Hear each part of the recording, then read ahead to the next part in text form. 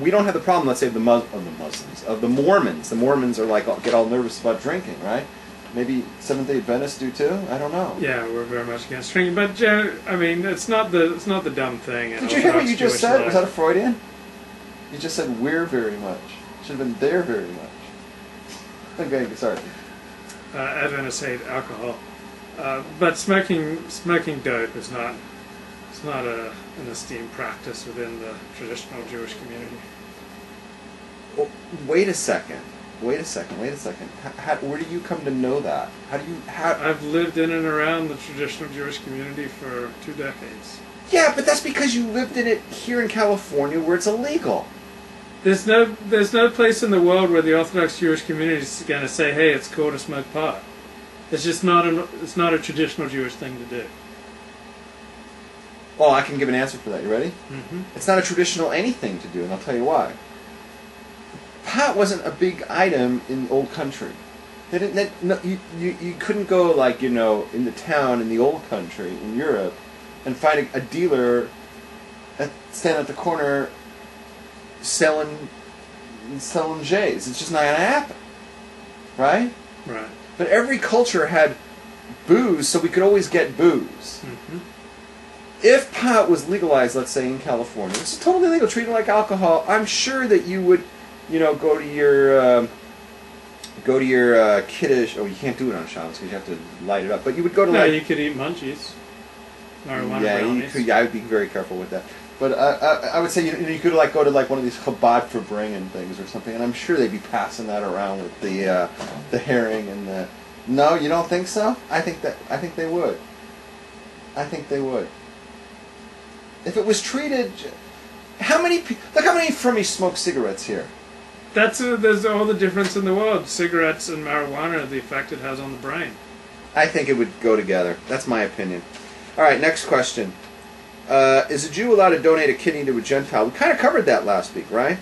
Didn't we? I don't remember.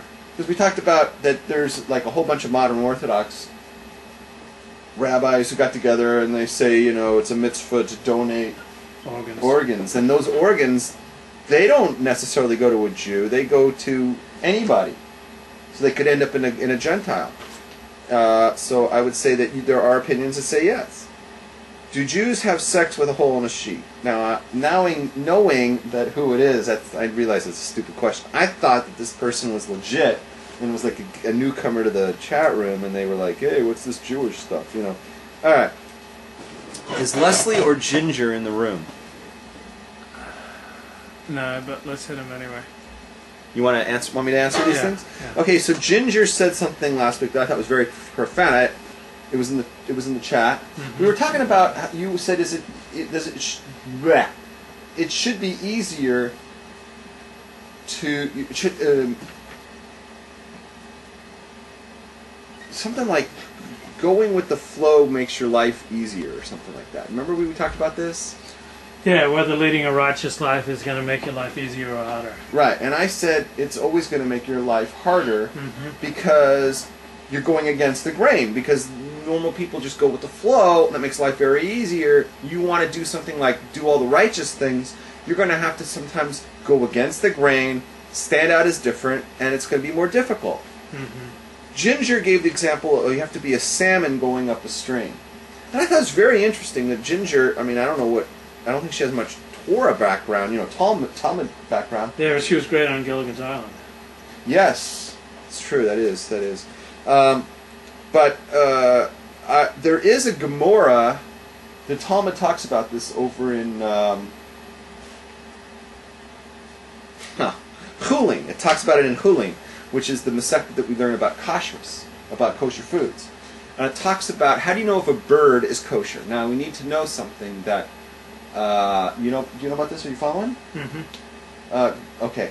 So a bird or any animal that would die within a year, if we know that the animal would have died within 1 year of that time, it's considered a treifa, and it's not kosher. We're not allowed to shecht that animal if we already know that ahead of time. And if we shecht it, and we discover that its internal organs are messed up, and it would have been dead within a year, it's considered a treifa, and we're not allowed to eat it. Are you aware of that? I am now. See, you learn things here. I do.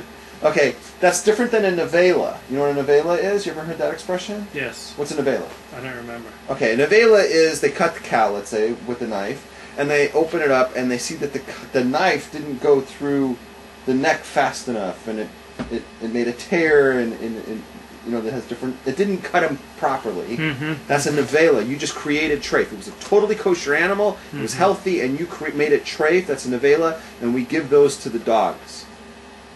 Or we give them, we sell them to the goyim. Exactly. You know, that becomes dog food, or you sell it as treif or whatever.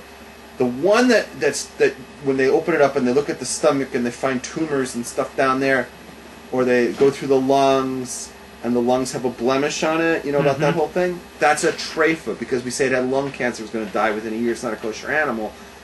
You know, that's the problem with it. Sometimes the USDA will kick those animals out. They'll say, well, this is really unhealthy. We're not going to let it go through. That's like the mad cow disease. Right? USDA is on top of that. Yeah. Right? Those are treifas. Am I talking to anybody right now? Yeah. Okay. Are you rebooting? Why am I talking about this? Am I boring you? No. Okay. So the Gemara says, well, how do we know ahead of the time? Do we have to kill the animal to find out that it was going to die? I mean, that seems kind of cruel, right? Right.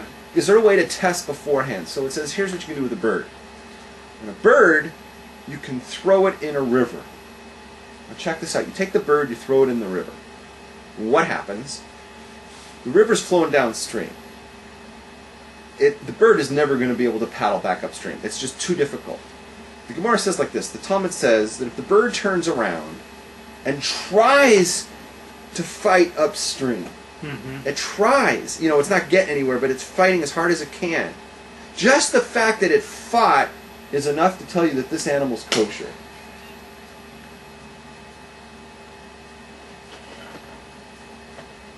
All right, I have to watch.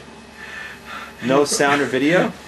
Rotwang says we're not shocked to see one of these guys spin his head 360 degrees. Alright, okay, so I'm talking to nobody in the chat room. I'm talking strictly to outside here. To you two. Okay, I'm talking to Ginger. Hi, Ginger. Okay, so if the bird goes upstream, just like the example of the salmon that you gave, that the salmon jumps out of the water, it's going upstream.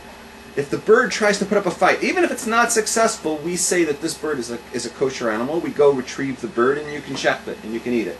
Yeah. But if the bird just goes down the stream, and it doesn't even put up a fight, it just says, whatever, I don't have the energy, I don't have the strength, and it just goes with the flow, then we can't even eat that bird. It's not even worth retrieving. It's a dead bird. And then we can say that bird's treif.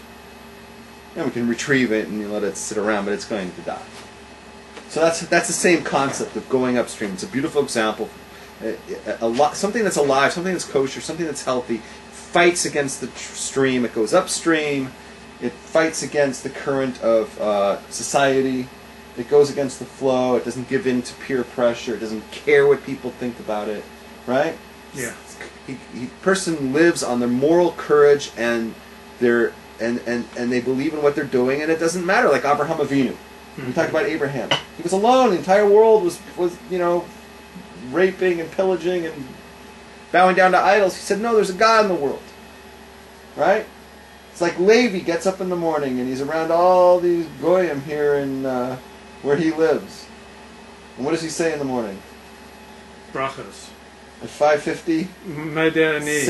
5:56. Okay. Leslie had some questions from last week. Yeah. Hi, Leslie. We were talking about sex. Really? Last week we were talking about sex. A little bit, yeah. We don't normally discuss a topic like that. No, last week a show like that. We actually covered everything last week, all the bases. We talked about oral, vaginal, and anal. We talked about groping and butts and TNA on the TV. We talked about just about everything you can come up with. Both ways oral, by the way, we ended up talking about. Okay. She asked, what do Jews do between children when the woman is not supposed to get pregnant yet? In other words, the couple just had a baby, and they haven't had the next baby yet, right? Yeah. Now, I don't know what she means by when the woman is not supposed to get pregnant yet.